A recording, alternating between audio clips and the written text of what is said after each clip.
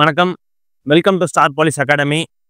இப்போ நம்ம பார்த்துட்டு இருக்க சீரியஸ் வந்து மீண்டும் ரோந்து வாகனம் அப்படின்றதுல இன்னைக்கான டே வந்து 12ஆம் நாள். இன்னைக்கான டாபிக் நம்ம என்ன பார்க்க போறோம்னா மக்கள் தொகை கணக்கெடுப்பு. கடைசியா எப்ப எடுத்தாங்க? 2011 மக்கள் தொகை கணக்கெடுப்பு. இப்போ அந்த மக்கள் தொகை கணக்கெடுப்புன்னும் போது அதுல வந்து நம்ம மக்கள் அதை எந்த படிப்பு சதவீதம், அப்புறம் ஆண்கள் பெண்களோட சதவீதம், அப்புறம் அந்த படித்தோட மாநிலம், அது எது முன்னாடி இருந்தது, எது பின்னாடி இருந்துன்னு ஒரு கணக்கெடுப்பு ரிலீஸ் பண்ணியிருப்பாங்களே, அதோட டேட்டா வந்து நமக்கு தெரிஞ்சிருக்கணும். ஓகேங்களா? அந்த டேட்டா தான் இப்போ வந்து நம்ம பார்க்க போறோம். வாங்க போயிடுவோம்.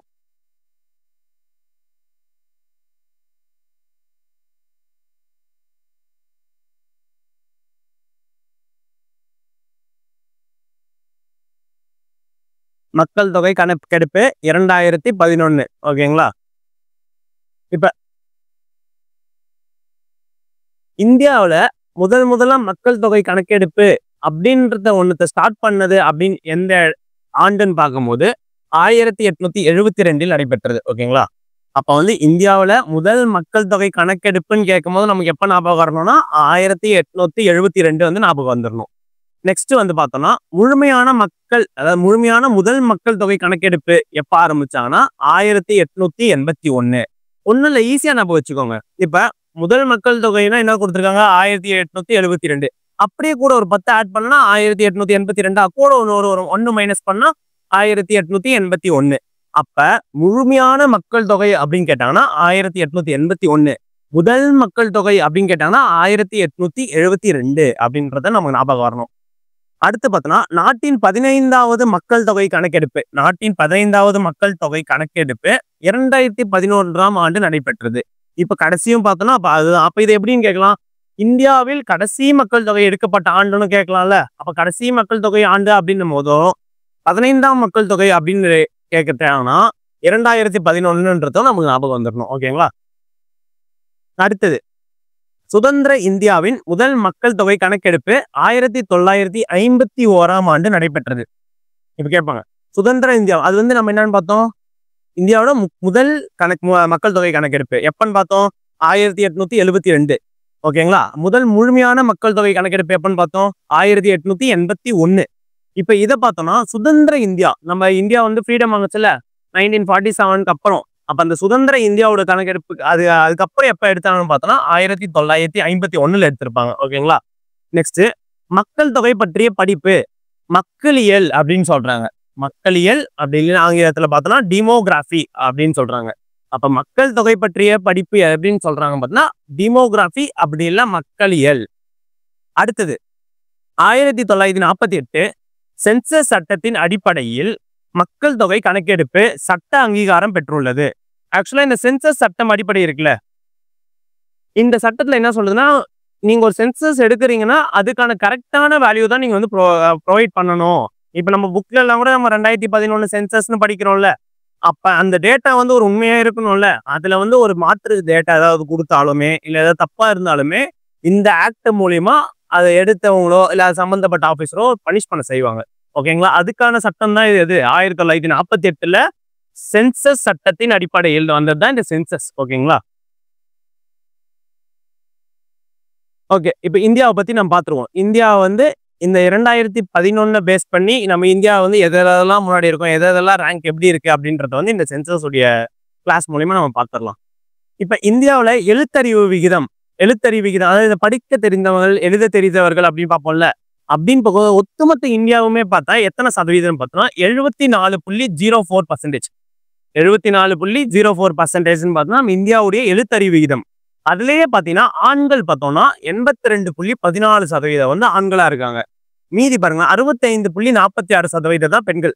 அப்ப இதுலயும் நமக்கு தெரியுது. அப்ப இதுலயும் பாத்தீங்கன்னா இந்த பெண்கள் வந்து இன்னும் அந்த கீழ் நிலைமையிலேயே இருக்கிறாங்க, இன்னும் மேல வந்து படிக்கணும் அப்படின்றத வந்து நம்ம இந்த 2011 மூலியமா தெரிய வருது. ஆனா இந்த காலகட்டத்துல பார்த்தோம்னா எல்லாமே ஒரு மாதிரி ஈக்குவல் ஆப்பர்ச்சுனிட்டி வந்துருச்சுல்ல. அப்ப மேபி இப்ப ஆக்சுவலா 2021 சென்சஸ் எடுத்திருக்கணும். அப்படி எடுத்திருந்தாங்கன்னா நமக்கு தெரிஞ்சிருக்கும் பெண்கள் எந்த சதவீதத்து வரையும் முன்னேறி இருக்காங்க அப்படின்றது. அப்படின்னு பார்க்கும்போது இப்ப நமக்கு 2011 சென்சஸ் தானே அபிஷியலா ரிலீஸ் ஆயிருக்கு. அப்படின்ற போது பெண்கள் வந்து 65.46% வந்து எழுத்தறிவு விகிதம் பெற்று இருக்காங்க இந்தியாவில. ஓகேங்களா? அடுத்தது மிக அதிக எழுத்தறிவு கொண்ட மாநிலம் எதுன்னு பார்த்தோம்னா கேரளம். நமக்கு கண்டிப்பா தெரிஞ்சிருக்கும். மிக அதிக எழுத்தறிவு விகிதம் இந்தியாவிலே எது முதல் மாநிலம் பார்க்கும்போது எழுத்தறிவு விகிதத்துல கேரளம் தான் முதல் மாநிலமா இருக்கு.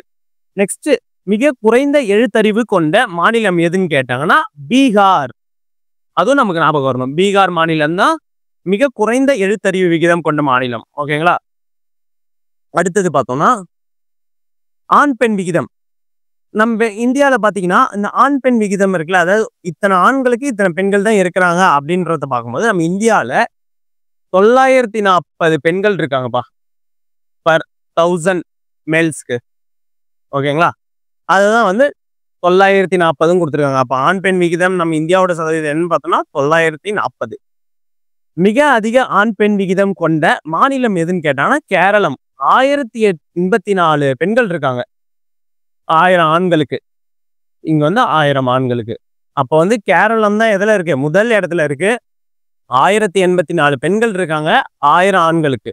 அப்படியே பார்த்தோம்னா இப்ப இதுல எல்லாமே இந்த டேட்டால எப்படின்னு பார்த்தோம்னா அதிகபட்சம் ஒன்று பார்ப்போம், குறைந்தது ஒன்று பார்ப்போம். இது வந்து முக்கியமானது. என்னோட கருத்துப்படி நடுவுல இருக்கிற டேட்டாவையும் கொஞ்சம் பார்க்கும். ஆக்சுவலா ஒரு டாப் 5 பார்த்து வச்சுக்கோங்க. இந்த முதலாவது, 2வது, 3வது, 4வது, 5வது. இந்த லாஸ்ட் 5 முதல் 5 அப்படி இல்லைன்னா அப்புறம் லாஸ்ட் 5 இதை பார்த்து வச்சுக்கிறது நம்ம ஒரு சேஃபர் சைட்ல ஃபீல் பண்ணுவோம் எக்ஸாம்ல. ஓகேங்களா? இப்போ வந்து மிக குறைவான ஆண் பெண் விகிதம் கொண்ட மாநிலம் எது பார்த்தீங்கன்னா ஹரியானா. ஹரியானால பார்த்தோம்னா 877 பெண்கள் தான் இருக்காங்க. எத்தனை பேருக்குன்னு பார்த்தா 1000 ஆண்களுக்கு. ஓகேங்களா? ஓகே. அடுத்தது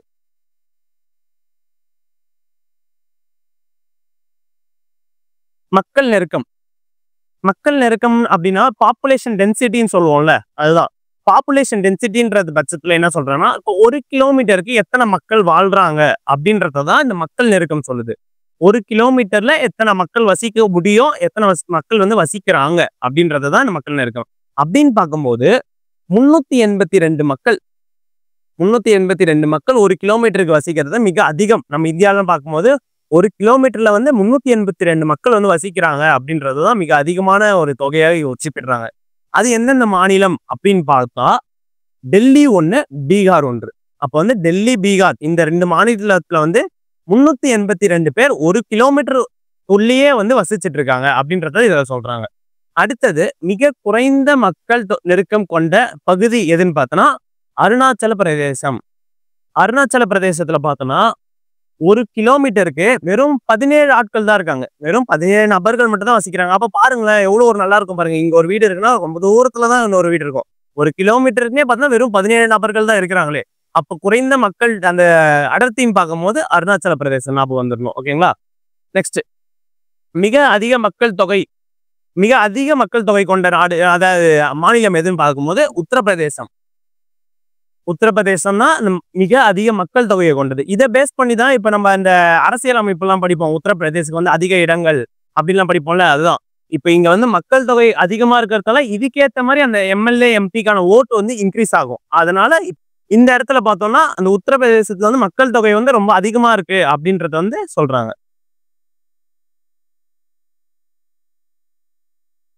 இப்ப அடுத்தது மிக குறைந்த மக்கள் தொகை. மிக அதிக மக்கள் தொகை எதுன்னு பார்த்தோம்? உத்தரப்பிரதேசம் பார்த்தோமா? இப்ப மிக குறைந்த மக்கள் தொகை எதுனா சிக்கிம் அப்படின்னு வச்சுக்கோங்க. சிக்கிம் வந்து மிக குறைந்த மக்கள் தொகை கொண்டது அப்படின்னு. நெக்ஸ்ட் மிக அதிக மக்கள் தொகை வளர்ச்சி பார்த்தோம்னா மேகாலயா. இப்ப கரண்டா மிக அதிக மக்கள் தொகை வளர்ச்சியில எது முதல்ல இருக்குன்னு பார்த்தோம்னா மேகாலயா அப்படின்றதுதான் முதல்ல இருக்கு. மேகாலயாவை நமக்கு என்ன ஞாபகம் வந்துடும்?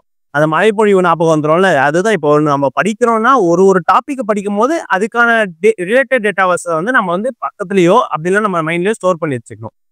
நெக்ஸ்ட் மிக குறைந்த மக்கள் தொகை வளர்ச்சின்னு பார்க்கும்போது நாகாலாந்து. அப்ப அதிக மக்கள் தொகை வளர்ச்சினா மேகாலயா, மிக குறைந்த மக்கள் தொகை வளர்ச்சினா நாகாலாந்து. ஓகேங்களா?